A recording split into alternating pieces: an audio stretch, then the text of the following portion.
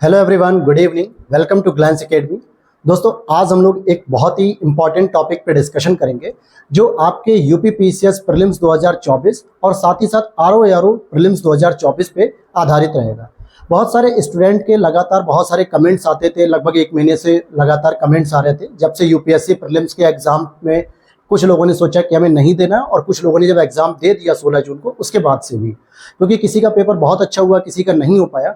इसी कड़ी में एक मैसेज बहुत अधिक मेरे पास आ रहा है, कई सारी वीडियोस में भी कमेंट के रूप में आ चुका है कि क्या सर घटना चक्र पूर्वालोकन के नोट्स या घटना चक्र पूर्वालोकन की जो किताब आती है मार्केट में, अभी जैसे 2024 का लेटेस्ट एडिशन मार्केट में आ चुका है, कुछ लोगों के पास 2023 के हैं, 2022 के हैं, तो क्या ये बुक केवल सफिशिएंट होगी प्रीलिम्स निकालने के लिए?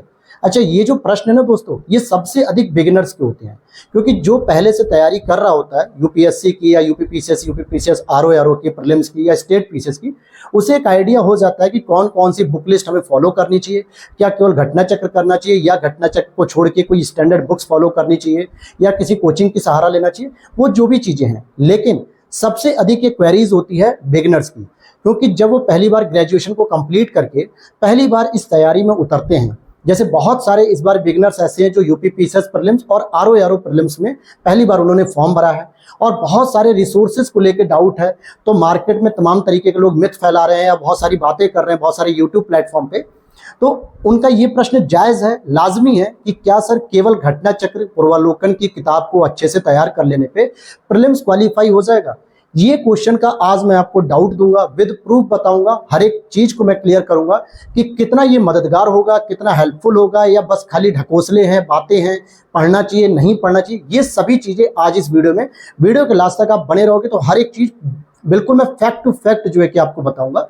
और इसके लिए सबसे पहले आप कर लीजिए वीडियो को लाइक, और दोस्तों के साथ भी शेयर कर देना, और चैनल पे पहली बार हो तो फॉलो कर लेना, क्योंकि इस तरीके की वीडियोस और साथ में आपको कंटेंट, नोट्स, सारी चीज़ें हमारे प्लेटफॉर्म से आपको मिलती हैं। कुछ पेड होती हैं, कुछ फ्री ऑफ कॉस्ट होती हैं।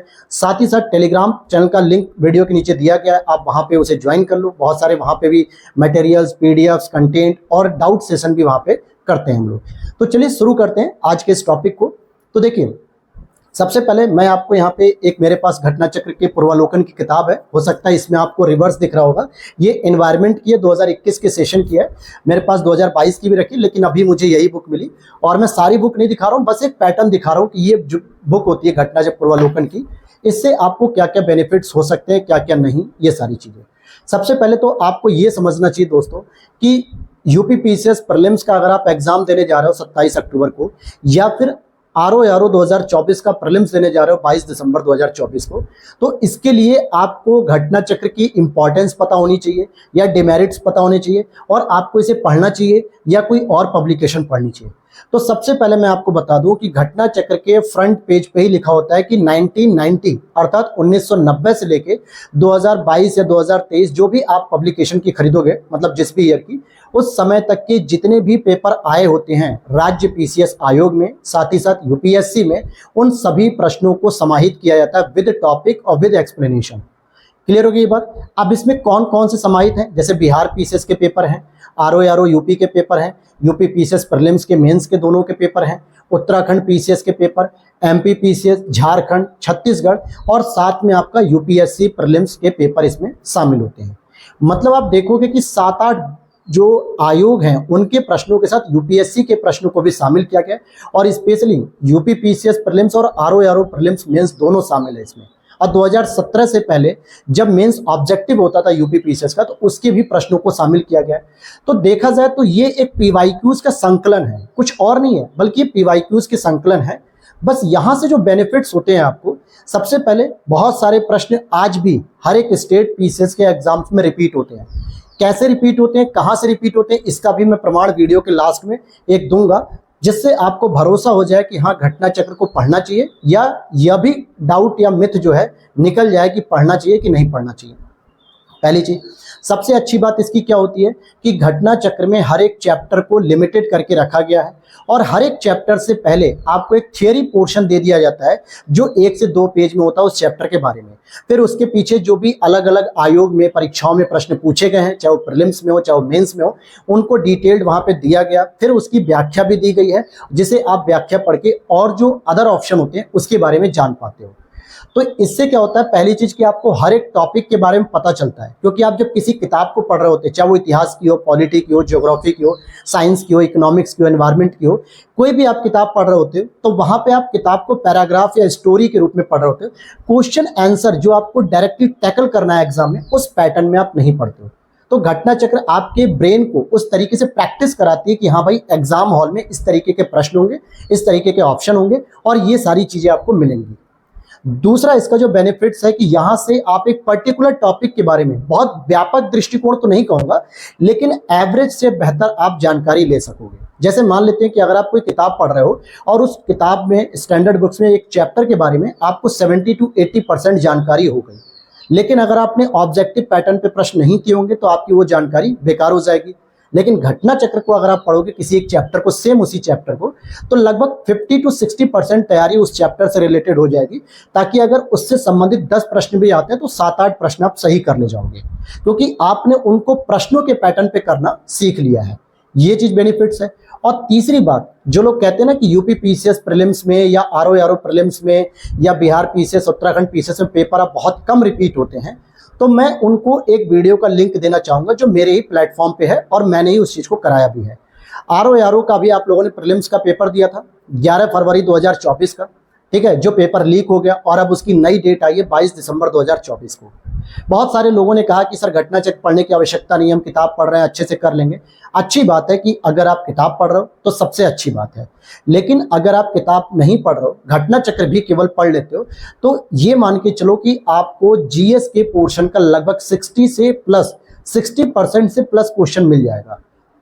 आरओ में, एकमात्र आरओ का जो अभी पेपर की मैं बात कर रहा हूं, इसमें ही अकेले 50-60 क्वेश्चन लगभग घटना चक्र से रिवाइज क्वेश्चन थे, रिपीटेड क्वेश्चन थे दोस्तों। उसकी प्रमाणित वीडियो भी मैंने लिंक लगा दूंगा वीडियो के नीचे या साइड में, आपको थंबनेल दिख जाएगा, आप उसे जरा जाकर देख लेना। हर एक क्वेश्चन को मैंने जस्टिफाई किया, हर एक पॉइंट को मैंने हाईलाइट किया कि कौन से नोट से कहां से वो चीजें पूछी गई हैं। तो यहाँ पे मेरे बताने का एक उद्देश्य है कि घटना चक्र आपको अपनी तैयारी के दौरान हमेशा रखना चाहिए और हमेशा कोशिश करनी चाहिए कि 2 साल तक एक ही एडिशन को चलाओ, उसके बाद बदल दो। अगर आपके पास 2022 का एडिशन है, इट मीन्स कि उसमें 2021 तक के पेपर समाहित हैं, जो 2022 और 23 के हिसाब से थोड़ा बदल देना चाहिए। 2024 का आपने लिया है या 2023 का, तो आराम से उसे 2025-26 तक चला सकते हो, क्योंकि यहां से आप लगातार अपडेट होते हो। कुछ किताबों के जो चैप्टर्स होते हैं, मतलब कि एनवायरनमेंट हो गया, ज्योग्राफी हो गया, इकोनॉमिक्स हो गया, इसमें हर साल जो है कि बजट, इकोनॉमिक सर्वे या मिनिस्ट्री रिपोर्ट के माध्यम से अपडेट किया जाता है चीजों को, तो वो आंकड़े आपको अपडेटेड मिल जाते हैं। तो मैं कह सकता हूं कि अगर आप घटना चक्र को पढ़ते हो सही ढंग से, एकदम एक एक फैक्ट को, एक एक ऑप्शन को अगर आप रट जाते हो, तो ये मान के चलो कि अगर आप यूपी पीसीएस प्रीलिम्स का एग्जाम दे रहे हो जिसमें 150 क्वेश्चन जीएस के आएंगे, तो मैं ये गारंटी दे रहा हूं कि लगभग 65 से 70 प्रश्न के उसमें क्वेश्चन दिखेंगे केवल और केवल घटना चक्र से। आप सोचिए, मेरिट जाती है 90+ क्वेश्चन पे और आपको 60 से 65 क्वेश्चन अगर आपको घटना चक्र से मिल जा रहे हैं। केवल 6 किताबें, हिस्ट्री की एक पढ़ ली, साइंस पढ़ लिया, पॉलिटी पढ़ ली, ज्योग्राफी पढ़ ली, एनवायरनमेंट पढ़ ली, इकोनॉमिक्स, 6 किताबों को अगर आप पढ़ के जा रहे हो तो आप 65 से 70 क्वेश्चन जरूर से जरूर मिलेंगे आपको। चाहे वो किसी भी चैप्टर के ऑप्शन को उठा के लिखा जाए या किसी प्रश्न को डायरेक्ट टू सेम लैंग्वेज में रिपीट कर दिया जाए या एक एक ऑप्शन अलग अलग प्रश्नों से उठाया और एक नया प्रश्न बना दिया गया, किसी भी फॉर्मेशन में, लेकिन उसका जिक्र घटना चक्र में जरूर दिया होगा। और अगर आपने घटना चक्र पढ़ी होगी तो ये प्रश्न आपके नहीं गलत होंगे। तो कहने का मतलब है कि अगर आपको कट ऑफ क्रॉस करनी है और उस कट ऑफ तक पहुंचने के लिए एक बहुत बड़ा क्वेश्चन का नंबर घटना चक्र से मिलता है। आरओ के जो प्रीलिम्स एग्जाम हुआ था उससे पहले मैंने घटना चक्र के शॉर्ट नोट्स तैयार करा दिए थे, उसकी क्लासेस भी करा दी थी और वहां से डायरेक्टली 55 से अधिक प्रश्न फंसे थे डायरेक्टली। जो है कि आप सोचिए, लोगों को 85 क्वेश्चन करने थे जीएस में कि 85-90 अगर हम कर लें और हिंदी में सही कर लेंगे तो हमारा कट ऑफ क्रॉस हो जाएगा। और बहुत सारे लोगों के मेरे पास फोन भी आए कि सर हम लोग सर्विस में थे, हमारे पास टाइम बहुत कम मिल पा रहा था, हमने घटना चक्र के शॉर्ट नोट्स को तैयार किया और हमारे लगभग 140, 138, 135 ऐसे प्रश्न उनके सही हो गए हिंदी के मिला के, क्योंकि 55 से अधिक प्रश्न तो डायरेक्ट शॉर्ट नोट से आ गए, घटना चक्र से आ गए और केवल 30 प्रश्नों की उन्हें और मेहनत करनी थी जो 85 तक पहुंचा सकती थी। उसमें रीजनिंग थी, करंट अफेयर्स थे, उनकी कुछ कॉन्सेप्चुअल नॉलेज थी, जहां से वो इस प्रश्नों तक पहुंच गए। तो यही चीज मैं कहूंगा कि आप 27 अक्टूबर को जब पेपर देने जाओगे और घटना चक्र के वहां प्रश्नों को देखोगे तो लगभग मान के चलो 150 में से 65-70 प्रश्न आपको घटना चक्र से मिलेंगे। और ये बहुत छोटा अंतर नहीं है, बहुत बड़ा एक अंतर है दोस्तों, बहुत बड़ा एक नंबर है जो आपको प्रीलिम्स के एकदम नजदीक ला देगा क्वालिफाई करने पे। पिछली बार कट ऑफ क्या गई थी 94 95, इससे पहले 2022 में 85 86, यानी एवरेज मान के चलूं कि अगर 90 क्वेश्चन पे कट ऑफ एवरेज मान के चलूं, 2-4 क्वेश्चन आगे पीछे छोड़ दूं, तो उसमें 90 में से आपको 65 प्रश्न वहीं से मिल जा रहे हैं घटना चक्र से। अगर आप इन्हें गलत नहीं कर रहे हो तो केवल और केवल 25 प्रश्न ही तो हैं। 25 प्रश्न में अभी आपको करंट अफेयर्स भी है, यूपी स्पेशल भी है, आपकी कुछ नॉलेज भी है कि जो आप तैयारी कर रहे हो, तो इनका बेनिफिट्स लेके आप इजीली प्रीलिम्स को क्वालिफाई कर लेते हो। लेकिन बहुत सारे बच्चों के जो प्रश्न है ना कि सर केवल घटना चक्र से, तो मैं केवल वर्ड को यूज नहीं करूंगा, क्योंकि अगर केवल इसके भरोसे रहोगे तो आप 65 क्वेश्चन तो सही कर लोगे, बाकी क्वेश्चन नहीं कर पाओगे। इसीलिए इसके साथ आपको हर एक सब्जेक्ट के लिए स्टैंडर्ड बुक्स फॉलो करनी चाहिए। कौन कौन से सोर्सेस हो सकते हैं उसके लिए वैसे मैंने डेली टारगेट संकल्प बैच के अंतर्गत देता हूं, जिसमें हर एक सब्जेक्ट के लिए मैंने सोर्सेस भी बता रखे हैं सिंगल सोर्स के रूप में, और साथ में घटना चक्र को भी।